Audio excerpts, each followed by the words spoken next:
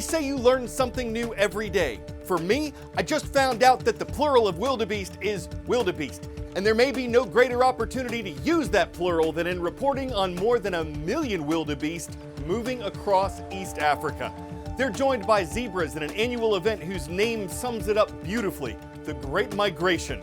Reuters News says it usually runs from July to September, and it's when scores of animals traverse the plain from Tanzania to Kenya on the hunt for grass and water. It's a dangerous journey because wildebeest and zebras aren't the only ones on the hunt. Crocodiles and leopards undoubtedly look forward to the moving buffet of prey. Most of the migratory mammals will reach their destination, Kenya's Masai Mara National Reserve, and when the rainy season returns to the region in October, the wildebeest will return to Tanzania on a trip that takes about a month and makes for an unforgettable scene.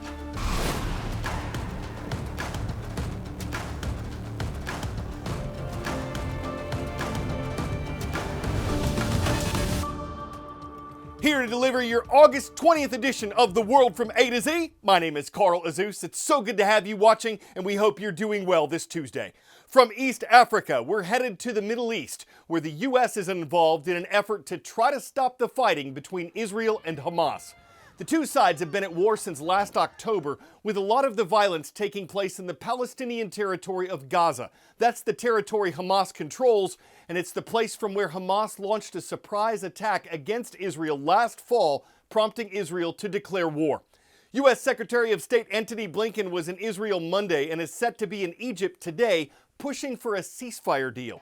It could include the release of the remaining Israeli hostages that Hamas took in its October 7th attack in exchange for an agreement by Israel to stop its assaults in Gaza. But we say could here because ceasefire talks have been going on for months, but a lasting deal still hasn't been reached. Some U.S. officials are optimistic. They say talks are at a crucial point and that it's possible a deal could come together this week. Reports from Hamas and Israel, though, haven't been as upbeat.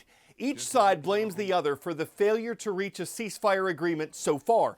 And if they don't like the terms of the latest proposed deal, which they've indicated they don't, experts say it's unlikely Israel and Hamas will stop fighting despite pressure from the U.S. and other countries. Word and out. Between what two countries did a ceasefire take effect on this date in 1988? Iraq and Kuwait, North and South Korea, India and Pakistan, Iran and Iraq. August 20th, 1988 saw the end of an 8-year conflict between Iran and Iraq.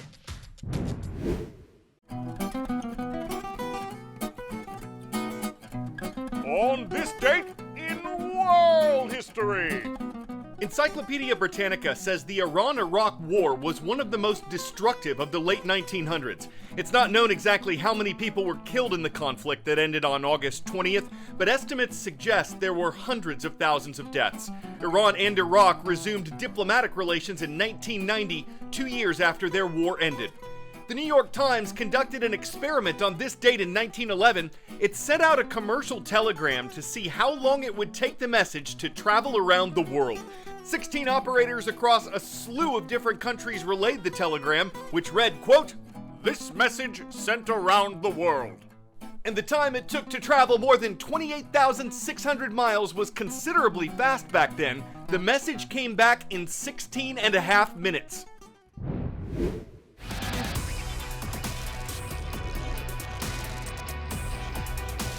Where in the world? This location's considered a part of Europe, though it's surrounded by the North Atlantic. You'll find it between Greenland and Norway. Its nickname is the Land of Fire and Ice. This is Iceland, a nation covered by volcanoes and glaciers. In a recent interview with the New York Times, an Icelandic meteorologist said his country is going through a volcanic crisis. A series of recent eruptions, there have been around 8 over the past 3 years, has led some scientists to theorize that the island's only at the beginning of a long period of volcanic activity. Time will tell if that's true or not, but as efforts are made to protect people in towns located near lava flows, there are also attempts being made to capture the energy coursing through the Earth's surface. The awesome power of nature on full display in southwest Iceland. The Reykjanes Peninsula, close to the capital, suffering a string of violent volcanic eruptions in the past years. Iceland's massive activity, both a burden and a blessing for those who live here. The town Grindavik, close to the eruption site, evacuated, a fissure running right through the streets and the houses. Klara Halldórsdóttir, one of the more than 3,000 residents evacuated last November, says she's had enough and will never move back. I get goosebumps when I talk about it because it was really, really strange. Just long lines of cars exiting town. It was like in a terrible movie or something. When things appear to get more calm, a few months later, another violent eruption occurs, as the Reykjanes Peninsula seems to have entered into a period of high volcanic activity that could last months, years, or even centuries, experts say. Keeping the specialists at Iceland's meteorological office, tasked with predicting eruptions, busy round the clock. The GPS station that's telling us if the ground is changing, it is deforming. We are maintaining the geochemical monitoring that is telling us which are the kind of gases that are leaving the volcanoes. While volcanoes often have an impact on life here in Iceland, the Icelanders have found ways to harness the power of our violent Earth. Geothermal power plants feeding off the heat, providing emission-free energy in abundance, and leading companies from around the world to move energy-intensive manufacturing like aluminum production to Iceland. Our team traveled all the way to the northeast of Iceland to the Krafla geothermal plant. When drilling a new borehole here at Krafla, they accidentally hit a shallow magma chamber and now are working on harnessing the Earth's energy almost directly from the extremely hot magma. The project's director says this technology could provide clean energy for hundreds of millions of people. We have a very big part of humanity living close to a volcano. And if we are able to harness the volcano directly, reducing the risk by lowering the pressure and lowering the tension in the volcano, then of course we have a win-win situation. Using the Earth's natural energy without burning fossil fuels. The scientists acknowledge there is still a long way to go and a lot to be learned, but they also believe the potential energy supply could be virtually limitless and totally clean. Truly a world of viewers today as we're going all over the Americas. First to Brazil. That's where we got a really kind message from Chapel International School. Big hello to the students and teachers watching from Sao Paulo. We're making a stop in the natural state of Arkansas next. Great to see our friends in Coach Shannon's class watching this Tuesday. Heber Springs High School is in Heber Springs. And moving northwest to the last frontier, we land in Juneau, Alaska. Mr. Dumop's class, we see you at Thunder Mountain Middle School.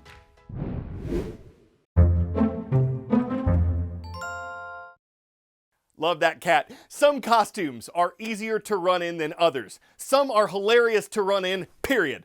Normally, it's horses that take the track at Washington State's Emerald Downs Racecourse, but once a year, it's overrun by T-Rexes, roughly 200 of them of all ages, and the fastest ones to cover 100 yards were able to beat the competition.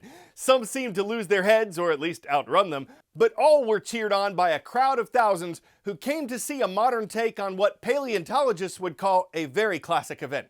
We think the winners should have their own theropodcasts. Critics might call them tyrannical, but fans would say they're tyrannical. And while they all look a little fossily, it seems the most outrageous, audacious, Cretaceous runners garner the most velociraptor and are most likely to wreck the competition. I'm Carl Azuz for the world from A to Z, and it would mean the world if you saw us again tomorrow.